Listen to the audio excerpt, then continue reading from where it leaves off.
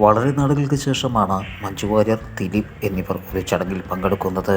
അത് തങ്ങളുടെ മകളായ മീനൂട്ടിയുടെ വിവാഹ നിശ്ചയത്തിലായി എന്ന് മാത്രം. ഒരിക്കലും സംഭവിക്കാത്തതാണ് സംഭവിച്ചത്.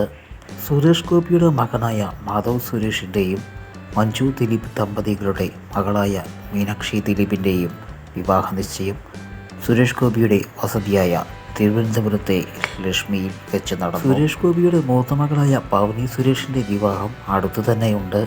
പ്രധാനമന്ത്രി നരേന്ദ്രമോദി അടക്കം പങ്കെടുക്കുന്ന മകളുടെ വിവാഹം സുരേഷ് ഗോപി വലിയ ആർഭാടത്തോടെയാണ് നടത്തുന്നത്. സുരേഷ് ഗോപിയെ ഒരു മൂത്ത സഹോദരനെ പോലെ കാണുന്നയാളാണ് ദിലീപ്. ദിലീപ് മഞ്ജുവും സുരേഷ് ഗോപിയുടെ കുടുംബവുമായുള്ള ബന്ധം എക്കാലത്തും കാത്തു സൂക്ഷിച്ചിരുന്നു.